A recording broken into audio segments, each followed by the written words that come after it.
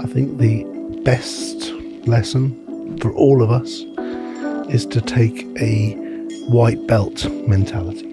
So a white belt mentality is the beginner's mentality. So this concept of thinking like a beginner every single day, thinking like a learner, learning something new every day. So many people come to me and ask me for wisdom, and I say, look, as I've got older, I've realised how little I know and how much I have to learn. And I'm learning all the time, and I'm learning from lots of people.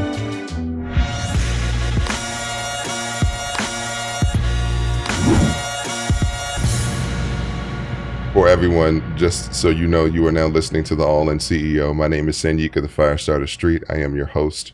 Or I just did a really good job of figuring out how to get in this seat. And until the host arrives, we can just have a conversation. Let's hope nobody's listening. Yeah, let's hope nobody's listening. But if they are, let's hope they enjoy it. For sure.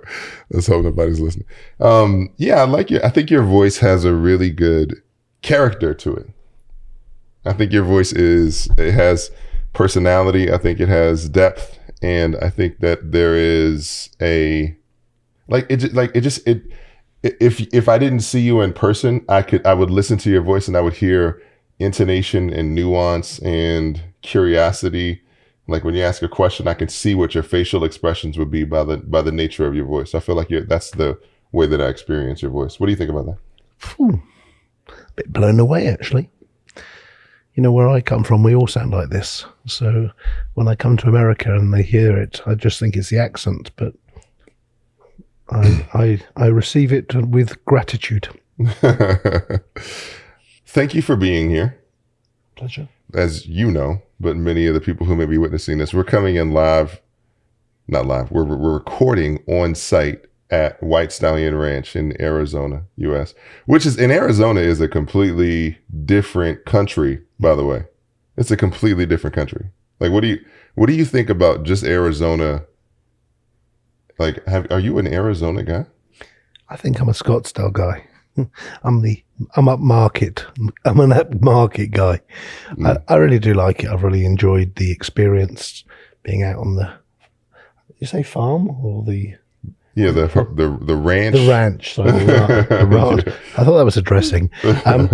Being on the ranch, being with animals, being in fresh air and nature has been exactly what the body needed. For sure. Yeah. We are out here with a little under 100 other guys experiencing like a bunch of different things, including obviously we're having activities, riding horses, riding bikes, doing all that other fun stuff with other men. The only women here are on the organizational committee. But the idea of this event, one of the things that, talking about the idea of being an all-in CEO is, I believe that success in business is a personal development journey. And what's interesting is that we just experienced breath work. We just experienced, we're getting information. And I feel like a lot of the conversations are not really about business, but they're more so about how we can become better humans. How do you feel about that? I think every day is a learning moment. Every mistake is a learning moment. Every experience is teaching you something. And I think even in business, anybody who's not constantly pushing themselves to learn, grow, develop, is just getting left behind. And I think too many people today want to find a quick shortcut to being and achieving their version of success. And it takes time, and just being around some really successful humans who've got the scars of business and life really does make you realize how hard it is. And there is no easy way. There is no shortcut.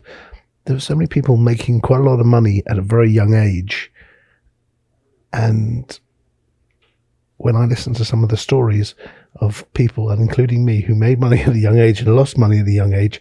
And then the hardest battle is to actually win it back or get it back. Yeah. Because some do, some don't. Mm-hmm.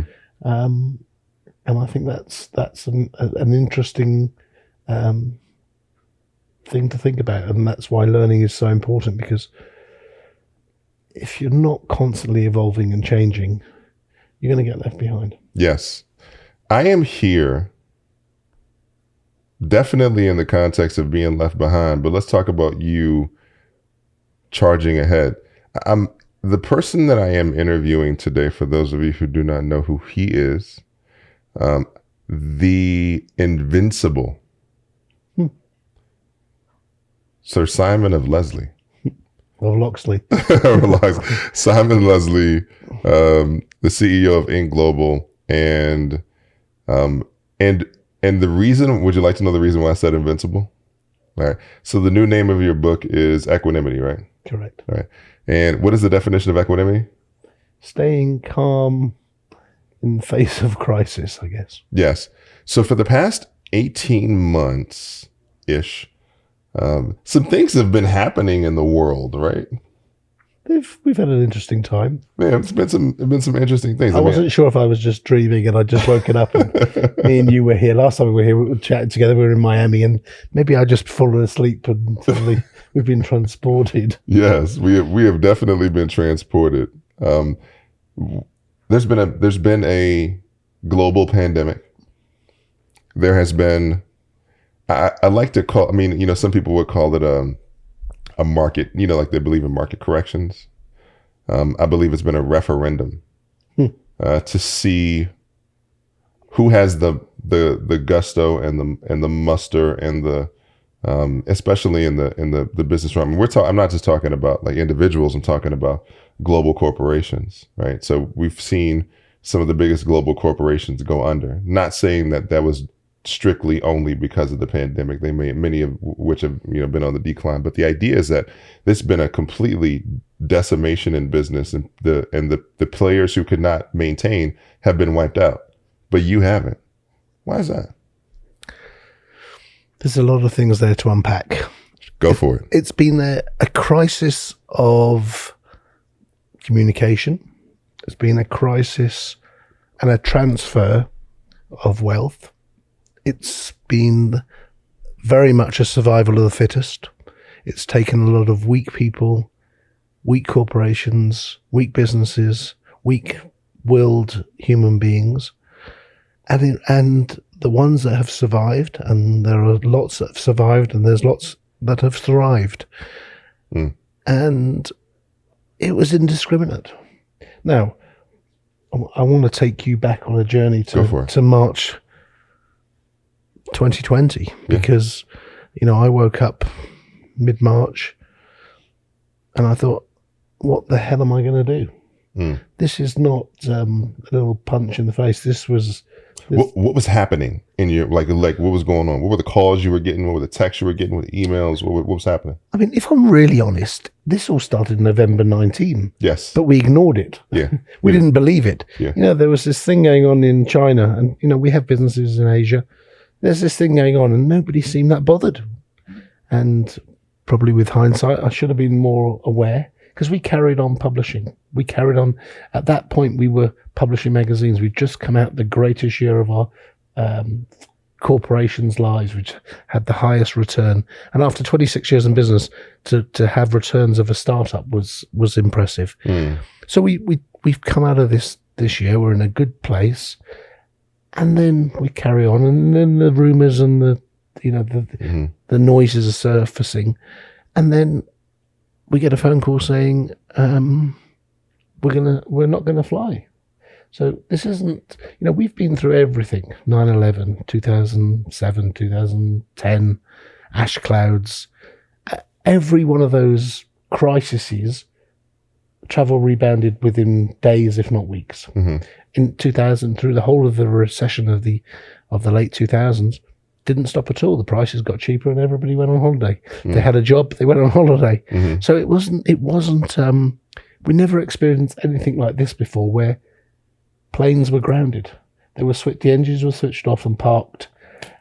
And I was told, 3-6 months.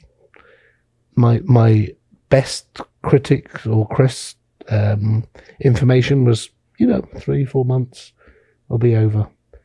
Some of the more cynical said September, and I'm like, we've got enough money. We'll carry through. Mm-hmm. And then I went, what can I do? Don't ever let a good crisis spoil your plan. And and the only thing I had control over was, could I look after my people? Could I do something that would make them come out of this stronger? That was it. I couldn't make the airlines fly. The airlines started phoning and saying, we're not publishing the magazine. And bear in mind that these magazines, you don't publish on the 1st of March. You don't start on the 20th of February. You've been publishing these for months. Most of them are printed months in advance. Yeah. Most of the articles and everything have all been paid for. Mm-hmm. So you're going to take a big hit. And the only way you pay for them is through advertisers. And advertisers say, well, if you're not going to put these on the plane, we're not going to pay you. So very, very quickly, we've got a situation where we've got no money coming in. I probably should go back even a few more months back to September 19, when I wrote a book called There's No F in Sales. Right? But with a big F on it. With a big F. There is no F in sales. So if you say it like that, you'll understand what it means. And never has a title come to life so quickly. And that's why I was very cautious with the new book's title. There is no F in sales. So from September 19 to March 2020, there's no money. The sales have ground to a halt. We've gone from being on track of 150 million to zero. Wow. I just want to drop that in the bucket. So 150 million to zero.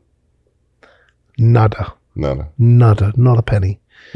And what's worse is a lot of the money that we've received, we've got to give back because they're paying for something that we can't deliver.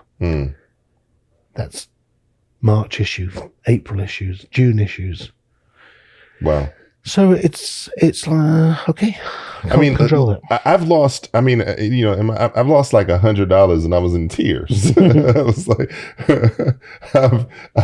I've gone through periods of time where I have lost some money and gone, and it felt like an existential crisis. But at the end of the day, it was a couple of pieces of paper in my pocket. $150 million vanquished, vaporized, gone. Who do you become at that moment? Poor. I think you find out who you are. I start the book with a line which is, you only know how strong you are when being strong is the only option. I don't know where it came from. It's probably somebody much wiser than me wrote it, but the truth is, I had to be strong for my family, for my employees, for my clients, for everybody. And I don't think in certainly the 18 months that followed that I let negativity seep in. I was the most positive human. No matter what happened, I found a positive spin on everything. And it's funny, over the last couple of weeks when things have started to, the lights are starting to come back on, I've allowed negativity to seep back in. So sometimes when there is not an option, that's when you're at your most powerful. When you feel like you can start letting the weakness in, is probably in a much safer place. It wasn't an option to be weak. It wasn't an option to let people down. I wanted to keep everybody as whole as possible. And I reached out to people. Some people I knew, some people I didn't. And I said, look, we're all in this storm. We're all in very different boats. And mine's leaking quite badly. And can you help me, please? And that's the formation of the book. It's what I learned from 40 powerful people, including your very good self, the messages they delivered, and how those messages helped me fight this fight to be strong enough to get the business through. My only ambition was originally my ambition was to survive until December 2020. And here we are, December 2021. Yeah. And we're probably only 3/4 of the way through this. And the fact that we are still here as a business, we've turned the corner, we're recruiting again, we're hiring again, has been has absolutely been down to those conversations and the messages I learned. So there has been a tremendous adjustment period, transition, evolution, right, in the business. What do you think this period of time has, like, who do you think you were before the moment everything started crashing, and who do you believe yourself to be now? Before, I was an imposter. I had incredible imposter syndrome. I was always thinking, they're going to figure out that I haven't got a clue what I'm doing. And through this, I found strength and confidence in my own ability, that actually I was quite competent. Not just competent, but incredibly competent and creative and determined and resilient and lots of other adjectives that just showed, I don't know, gave me that belief that for all these years where I've been convincing myself I didn't have the strength and the guile, that all of a sudden now I believe in myself. I was always a huge person of faith and belief, but there was always an underlying imposter. Whereas now I am a huge believer of and full of faith with no syndrome. It's so interesting. I appreciate you sharing that. That feels like a really vulnerable share. Imposter. Obviously, I'm not in your skin, so I don't, I wouldn't experience, whether or not you believe yourself to be an imposter. But for the past couple of years, I would have never assumed that to be or thought that could be something that you experienced. What do you think made you feel like an imposter? Because I think that there's a lot of entrepreneurial men, people in leadership positions, obviously, people that are stepping from an identity, and myself included, stepping from an identity into a new identity, like becoming either more front facing or more, obviously we're visible, where they're experiencing the imposter syndrome. So I think the imposter syndrome is really something important to unpack. Like, why do you think that was something that you were going through at that time? I left school. I was politely asked to leave school early, and there was always brighter, smarter, cleverer people, and I was just a salesman. And when people ask me today what I do, I always still say I'm a very good salesman. I'm a salesman. I like to think I'm a very good salesman, because until something gets sold, nothing really happens in this world. And unfortunately, the sales industry is sometimes frowned upon, and people don't always use the nicest words to describe us. But the truth is, we are the energy that keeps the world moving. The greatest salesman is Mr. Bezos, Mr. Musk, Mr. Gates. They're all fantastic salespeople. They convince us to buy things that we don't necessarily, or maybe we do need, but not all the time. Mr. Rolex, Mr. Porsche, Mr. Rolls, and Mr. Royce, they were all great salespeople. And I think it's an understated career. When my son went to his careers guidance counselor, he told her he wanted to be a salesman, and she said, "That's not a proper job." You can imagine my response to that. And when he went back in his brand new BMW 6 months later and showed it to her, he goes, "Miss, this is a proper sales job." So look, you talking to your little one about sales, it sounds like my mom talking to me about how I need to get into sales my entire life. And I was completely resistant to it until I had no other option. Like at that moment when I hit my, like I like to call my rock bottom sandwich, when I was like, I need something to help me to transition from this situation. So I stepped into sales. you know, and it was one of the most transformative experiences for me because sales puts you in the space of asking. And asking is one of the most confrontational things that I believe that we do as people. Asking for what it is that you need, asking for what it is that you want, feeling that you are worthy of asking for it.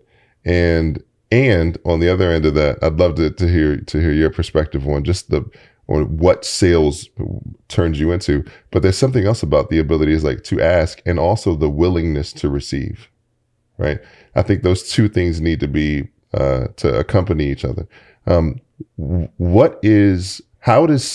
can sales transform who we are as people? How did it transform you?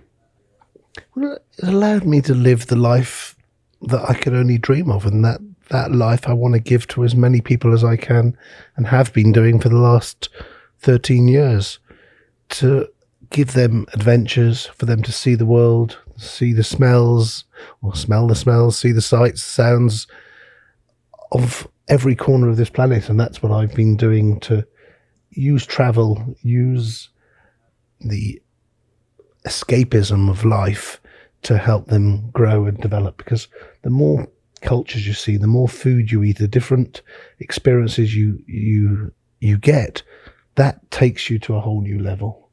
And someone described to me, I think it was this morning even, he said breaking up with somebody is like sales. Why is that? Because you've got to do it gently. You've got to make them feel that this is the right thing to do. And it's a bit like asking for the money. Nobody likes to do that part of the job. They like telling you about their products and their facts and features and their benefits.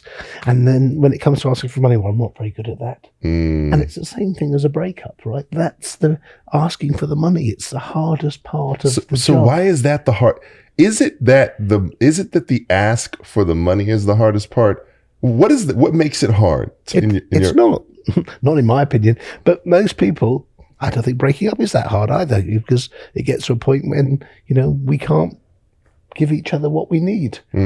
So, but it's an interesting comparison between asking for the business and breaking up a relationship. You've got to do them both very gently, very nicely, and leave everybody feeling like they've got something from this experience.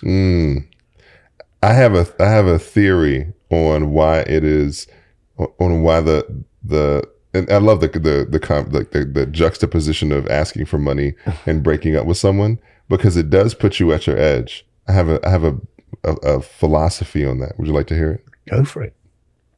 Fear of intimacy, and I believe that there's a fear of intimacy when it comes to asking for the thing that you deeply desire, that you deeply want. And listen, and that's in the conversation for a sales call. That's asking the universe for divine guidance, asking for the thing that you deeply desire. I mean, in the context of a relationship, that fear of intimacy, and it really manifests as a fear of disappointment, a fear of having my heart broken, a fear of rejection. And that in the intimacy meaning closeness, like the ability to be close. And what I've experienced, especially in my work as a coach, is that men have an issue being close to their emotional experience when it matters the most, when the stakes. And so the idea is that when that no is coming into, when the idea of asking somebody for money comes in, it's because the stakes are raised. When you got to break up with somebody, it's because the stakes are raised. There's things on the line, like that's when it matters. And that fear of having an emotional experience during that moment, many people choose to tap out. I feel like the people that choose to tap in are the people that end up getting what they want. What do you think about that? I agree. I think the stakes are only high because you're scared of a no and you're scared of losing. When you get into a negotiation and you don't really care about the outcome, you want the outcome to be positive, but if it's not the end of the world. You become far better at doing what you do. Too many people get stuck in that mode.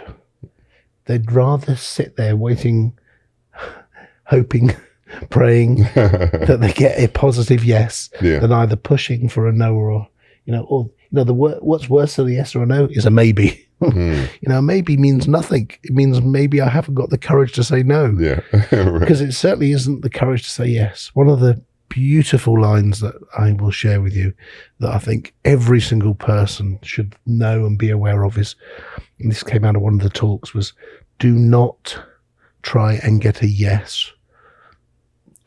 Hang on. I want to get it right now. You cannot sell to someone who can not give you a yes, but can only give you a no. There are people out there can only give you no, but they can't give you yes. So you need to make sure the person you're speaking to can give you a yes or a no. That is so powerful. So many people are selling to people who cannot say yes, but they can say no. Can you unpack that? What does that mean? It means, Sanyika, I want you to give me $1 million. Absolutely not. Exactly. And you can't say yes, but you can say no.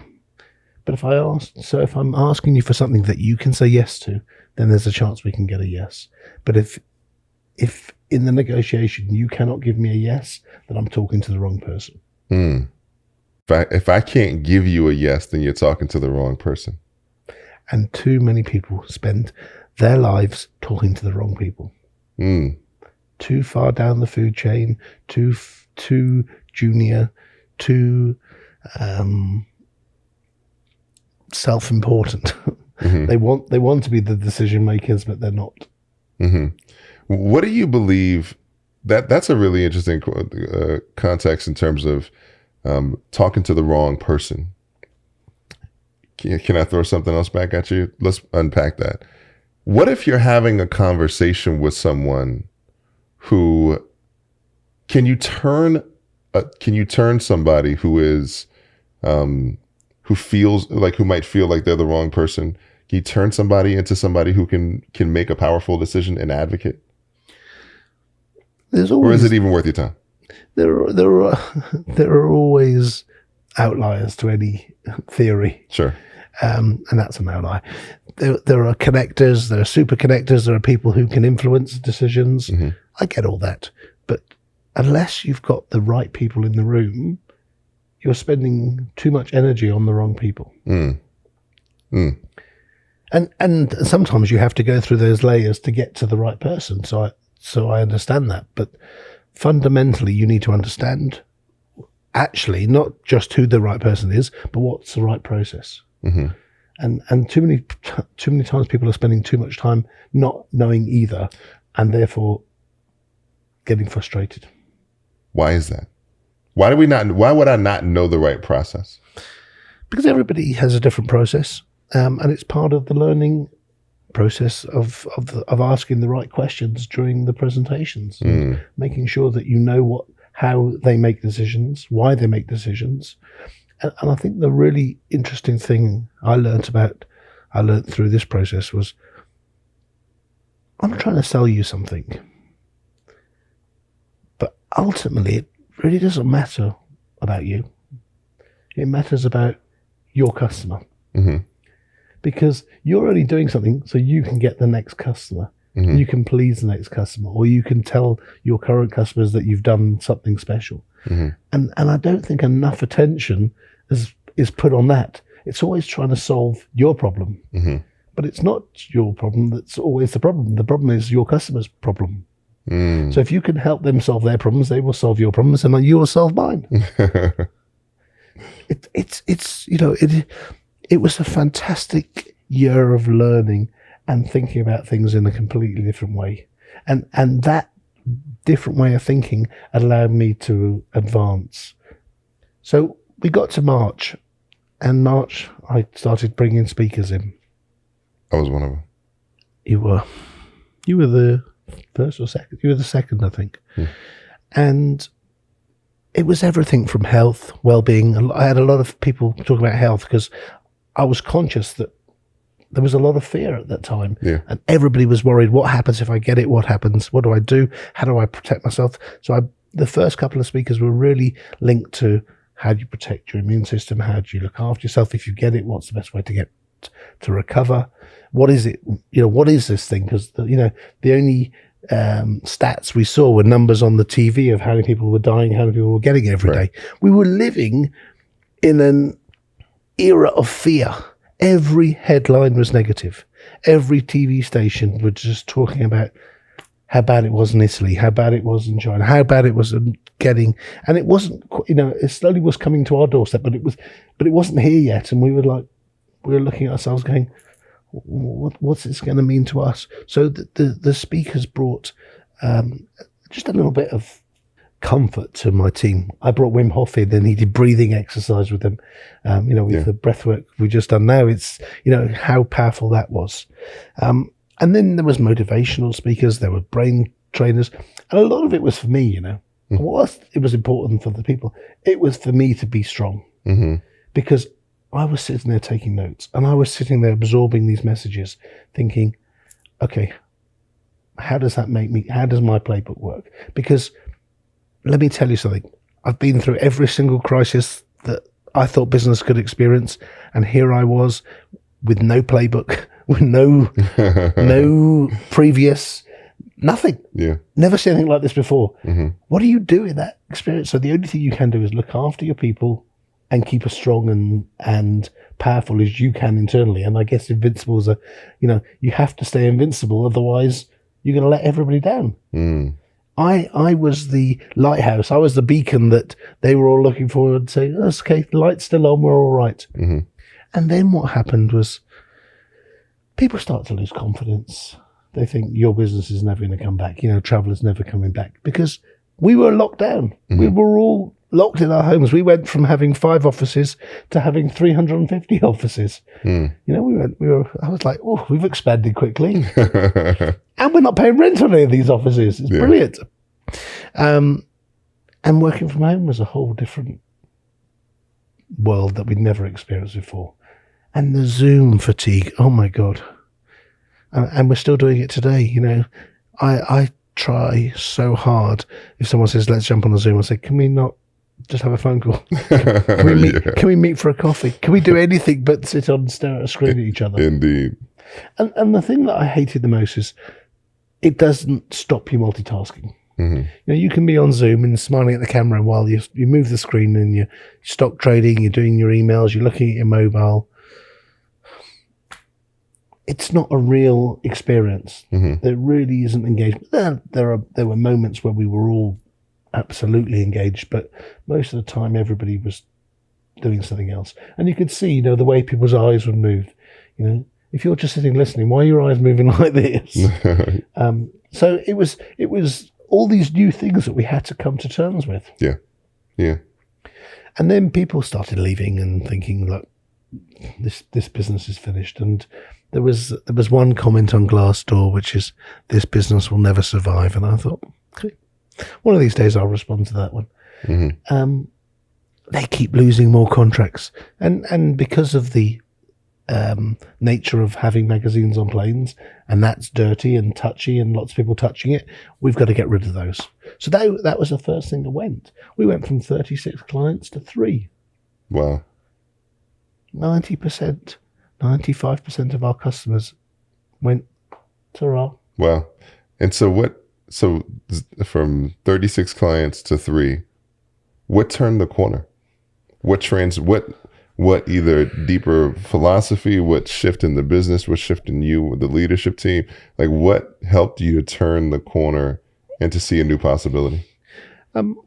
We bought some technology, which we sold to 10 of the biggest airlines in the world, which allowed us to target travelers. It's starting to perform now that travel is back, but even what we could do is, because they were less busy and they weren't consumed with running their businesses, we had an opportunity to install things that we would never have got installed in a normal state of business. And I would never have got a lot of these speakers in normal business because they were busy. They're out trading. I'd always wanted to bring all these guys in to talk, and 1, they were too expensive. 2, they didn't have time. And all of a sudden, here I was with 50 of them, and everybody was kind and generous with their time. No one asked for any money. Everyone wanted to help, bar a couple. And I actually got to do something that I've always wanted to do, to create this amazing content. That was just the smoke screen of what was going on behind the scenes, which was devastation. We're burning through cash. Luckily we had come into this in a good cash position, but the cash was going down. And then, by September we're like, we've got to do something. We've got to get rid of some of these salaries because we can't survive. We won't survive. A lot of people left off their own. We'd always been a very high commission driven business, so they made a lot of their money based on selling. Mm-hmm. So with no sales, they couldn't make any money, and we weren't in a position to support them any more than their base salary. But that, in most cases, that wasn't enough because the lifestyle that they created, they couldn't live to that lifestyle, and so we started losing people. And it's really interesting. It was like breaking up. We talk about breaking up. It was a breakup every day. Every single day, I'd get the text, the phone call. Can I have a quick word, please? You've changed my life. You've done this. You've done that. And I have no argument.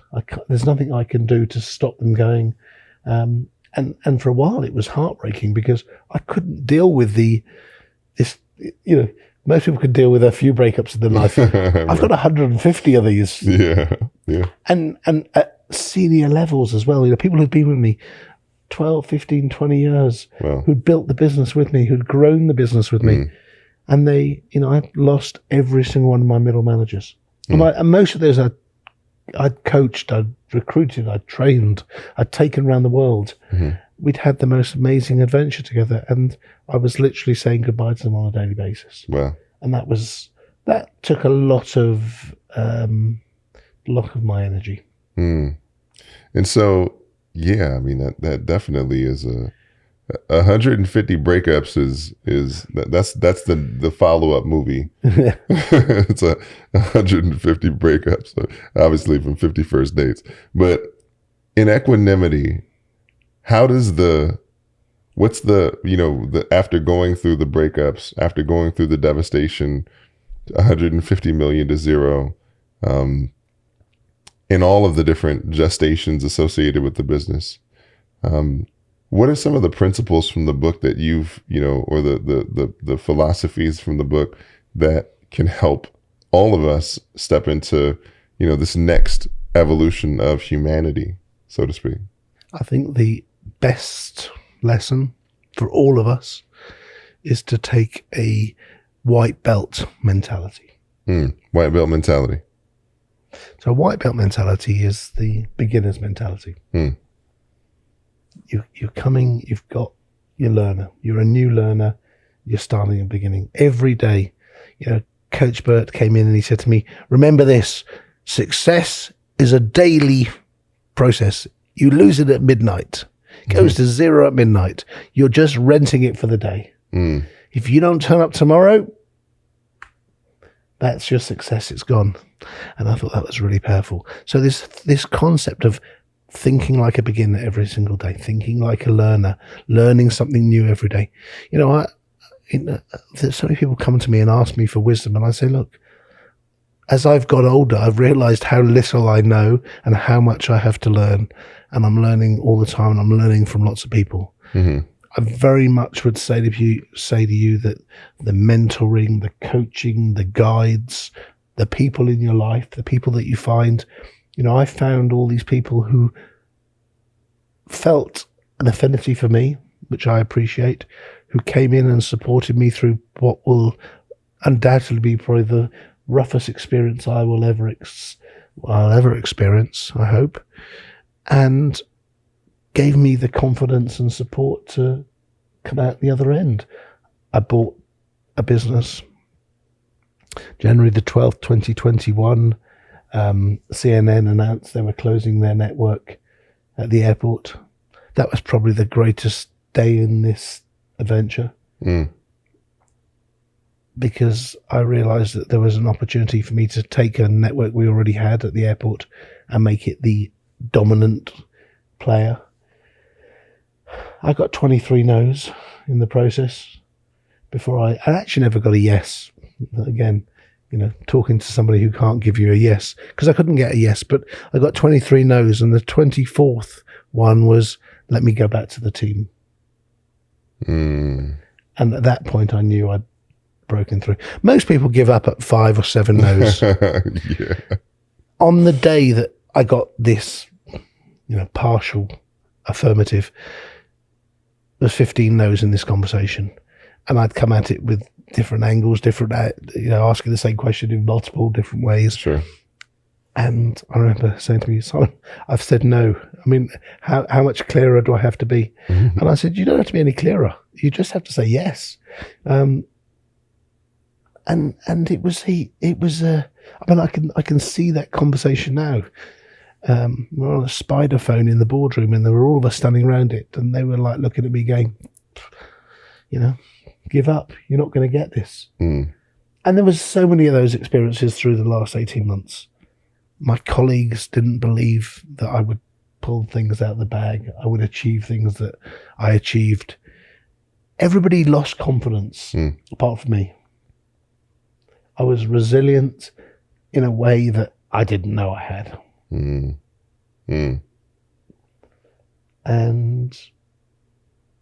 I got sick. My blood pressure went up to 162 over 122. Wow. I was told by the doctor to take a month off work. I went straight to the office and worked till 8 o'clock that night. And then I went, I'm going home, and I took a week off. And then I took another week off. And in those 2 weeks, I thought about things a lot. Thinking time is really important. Getting out of the problem and looking at the problem from a different angle. For sure. was important. Then I got COVID. And I'd sort of laughed in the face of this COVID thing, and I'd travelled around the world. We still had 3 holidays. We still went to lots of places. I still kept doing things. One day, I think during COVID, I took 6 flights in America, and I went to 6 airports and said, look, the airports are full, because people were saying to us, no one is travelling. Travel became like the dirtiest sector of any advertising. Oh, no one's travelling. We don't want to be associated with travel. So I went literally, and I recorded myself at every airport in every city, and I made this little montage, and I said, look, if you don't think people are traveling, who are all these people? And slowly but surely travel came back. And after COVID, that was the turning point. That was on my birthday. On my 53rd birthday, I got COVID, and I needed some deep rest. And I really was depressed. And I just couldn't do anything. I couldn't respond to emails. I just slept for 2 weeks. And I came back from that, and I said, right, that's it. That's it. It's the end. This is not, we're not going to live in the past. We're not going to live with a scarcity mindset.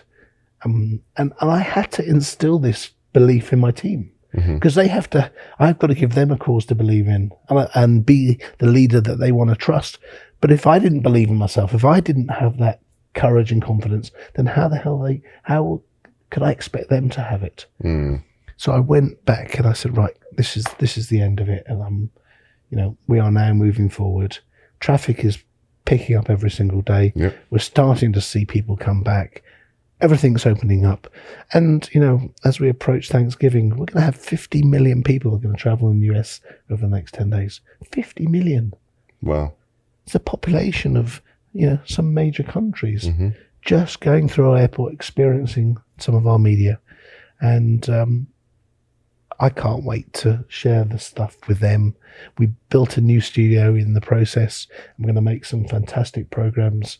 And we're going to inspire the next generation of travellers of all the places they can see, all the things they can do. And if we've got a few magazines, we'll make sure that the pages of those are filled with inspiration. But we're also going to recruit a whole new sales force. And that's, that's an adventure, and that's a startup in itself. Just bringing through another 100 fresh faces who've got no idea what's in store for them. And all I will say that's in store for them is a really, really fun time. Because everything I did before was great, but I want to take it to a whole new level. Taking things to a whole new level, constant evolution, expansion in the business and beyond. And, there is one thing that really screams through this conversation is that if you're open to the idea that what you expect in the moment, releasing the expectation in the moment and shifting into seeing a new possibility for the future, then you can create anything. And it really seems like in that moment, even in the dire nature of all of the things that were happening, you were still planning for the future. You were doing the CNN negotiation. You saw what the future was actually the future required of you, and you stepped into that new possibility. So I think that's about being a visionary, about seeing the future, about having a vision, about hiring 100 new people. That's all future-based thinking, So I think that's a really powerful context to, or gift to give to people who are witnessing this. I can't change what's happened, but I can definitely affect what happens next. For sure. And that's all I kept reminding myself. Every day. Doesn't matter what's happened today. What happens next is in my hands. And if I'm that beacon that can dream big enough, because, all of us have got a gift in us, and part of that gift is to give it away and to be somebody to somebody else, to give somebody else the confidence and belief that they could be somebody special as well, and they have a special gift, and to find it in them and then get them to give it away. And that's what this year's been about. And I just want to publicly thank you. You came and helped so much. Together we wrote a little mini film at the beginning of this, and I still think the words that you came up with are so powerful. I watch it probably once a month just to remind myself of, where we came from and where we're going. And you've been there guiding me through this and helping me with your soulful voice and kind words, and sometimes not so kind words, just to make sure that I stayed the course. And I thank you from deep, deep, deep inside my heart. Fully received. Thank you for that. I'm grateful to be in your presence. I'm grateful to be friends with you. We've developed a really powerful relationship over the past couple of years, and it's really been an honor to experience you, to witness you, to be present with you, right? To witness you in your magic, which is real magic. What you did right when the pandemic happened, inviting those people to speak to the team members. That's a real time pivot. It's like, I need to do something now that's going to set the pace moving forward. And that was, and I've told you this before, but I think that was just a really exquisite decision on your part, from a leadership move, from a culture move, from a support move in terms of giving. And, and that really inspired me. So, and you continue to inspire me at the same rate. I am grateful for knowing you. I'm better for knowing you as well. Thank you. Absolutely. Last thing, what would you say is the reason that people should go out and get equanimity right now? You don't need a crisis to get better. I think one of the lines I put in my first book was, you don't have to be sick to get better. And I think this book will give you a playbook. No matter what life throws at you, you'll be able to answer that call when it comes, because you're going to get it. Everybody's going to get a call in life. And I hope that one of the stories of the 40 or 50 stories that are in there will just unpick the problem that you'll encounter. Love it. Love it. Ladies and gentlemen, Sir Simon Leslie, thank you for being here with the All In CEO. Thank you. We'll catch y'all later.